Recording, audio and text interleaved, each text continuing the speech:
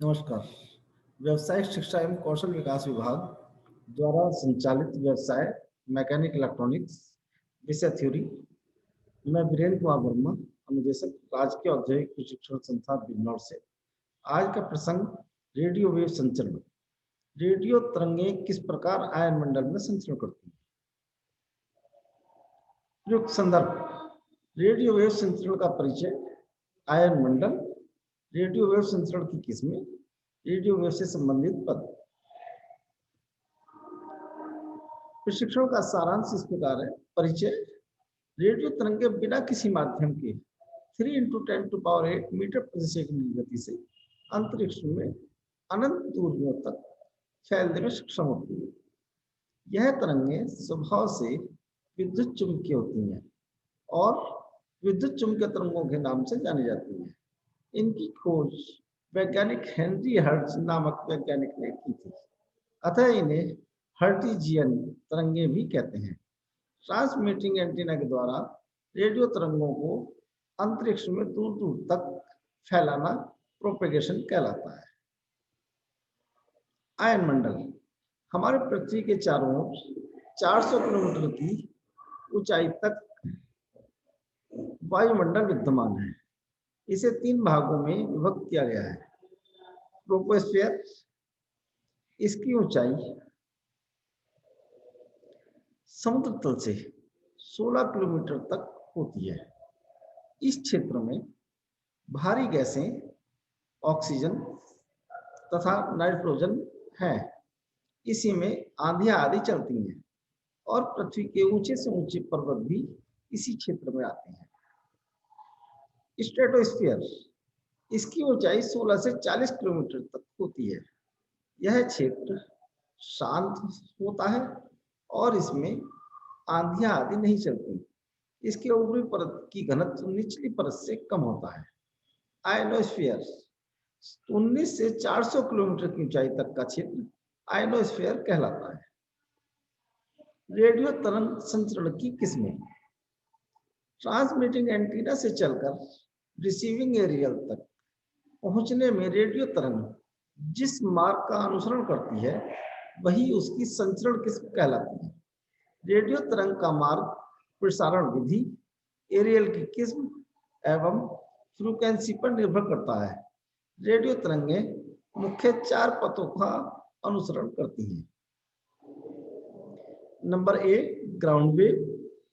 Ground wave वह तरंगे पृथ्वी तल से 50 मीटर ऊंचाई के क्षेत्र में पृथ्वी की वक्रता का अनुसरण करते हुए गति करती हैं। इनका फ्रीक्वेंसी रेंज 300 से 3000 किलोहर्ट्ज तक होता है और इनके द्वारा ट्रांसमिटिंग एंटीना के चारों ओर लगभग 400 किलोमीटर अर्धव्यास के क्षेत्र में संचार स्थापित किया जा सकता है। ट्रांसमीटर की आउटपुट पावर बढ़ाकर कुछ और अधिक दूरी तक भी संचार संबंध स्थापित किया जा सकता है। प्रचलित भाषा में इन्हें मीडियम वेव भी कहते हैं।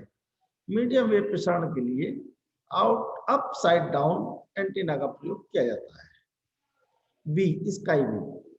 जो रेडियो तरंगें ट्रांसमिटिंग एंटीना से चलकर आयन मंडल में पहुंचती हैं और वहां से परावर्तित होकर पुनः भूतल पर वापस आती हैं, वे स्काई वेव कहलाती हैं।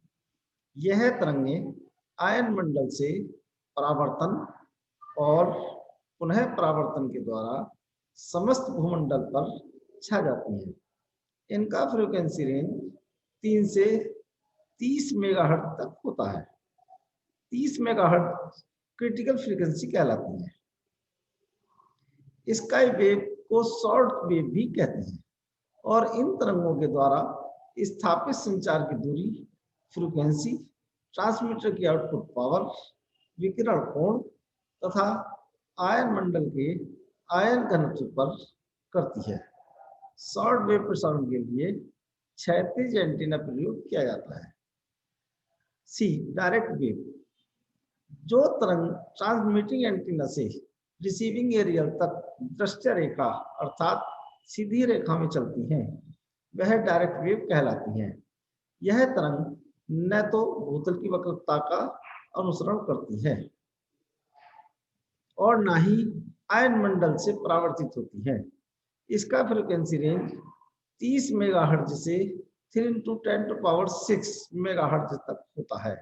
भूतल पर इसके द्वारा सामान्य ऊंचाई 30 मीटर के ट्रांसमिटिंग एंटीना के चारों ओर 100 किलोमीटर अर्धव्यास के क्षेत्र में संचार स्थापित किया जा सकता है।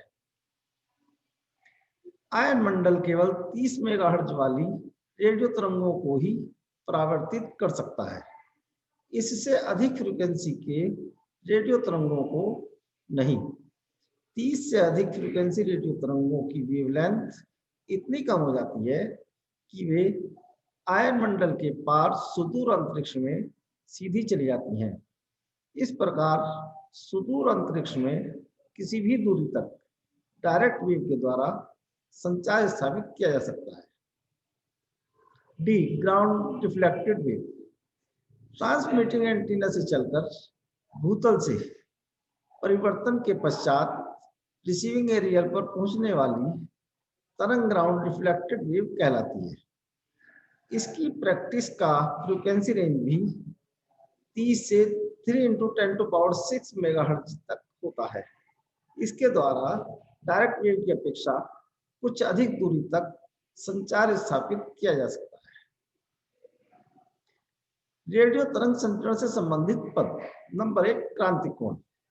रेडियो तरंगे वास्तव में आयन मंडल के द्वारा परावर्तित नहीं होती, अपितु अपवर्तित होती हैं। आयन मंडल का आयन घनत्व ऊंचाई वृद्धि के साथ साथ घटता जाता है।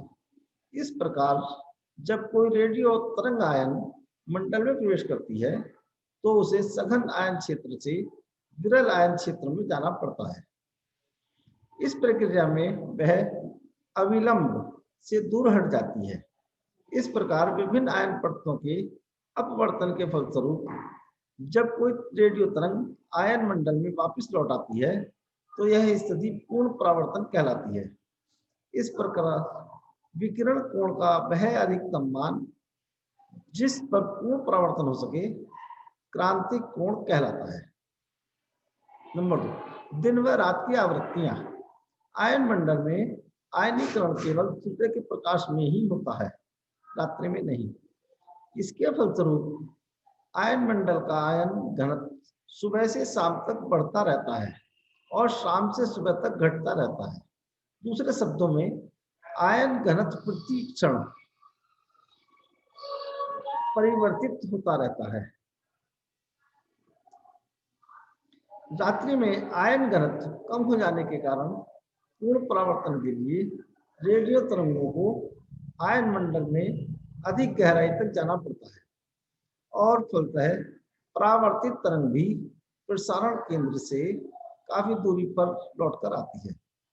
इसका लाभ यह होता है कि दूर दूर के स्टेशन भी रात में साफ सुनाई देते हैं, परंतु इसके साथ ही स्किप डिस्टेंस में वृद्धि हो जाने के कारण स्किप जोन भी बढ़ जाता है। Silent zone.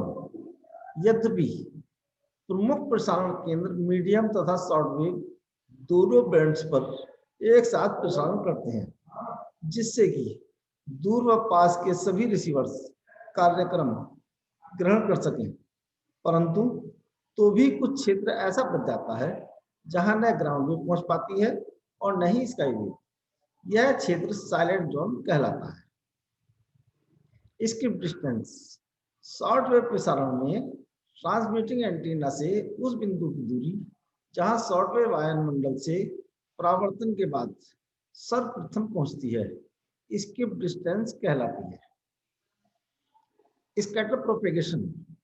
कभी कभी बीएचएफ तथा यूएचएफ बैंड में रेडियो क्षितिज से आगे भी इन फ्रीक्वेंसीज के संकेतों का रिसेप्शन संभव हो जाता है। इसका कारण है वायुमंडल के वैद्युतिक गुणों में क्षणिक परिवर्तन होना। इस प्रकार उच्च शक्ति के बीएचएफ तथा यूएचएफ संचार स्कैटर प्रोपेगेशन के द्वारा ही संभव होता है। रेडियो क्षितिज। डायरेक्ट तरंगों के प्रोपेगेशन में ट्रांसमिटिंग तथा रिसीविंग एंटीनाज के बीच की अधिकतम दूरी जिस तक रिसेप्शन हो सकता है रेडियो क्षितिज कहलाता है। रेडियो क्षितिज का मान मुख्यतः ट्रांसमिटिंग तथा रिसीविंग एंटीना की ऊंचाई पर निर्भर करता है। धन्यवाद।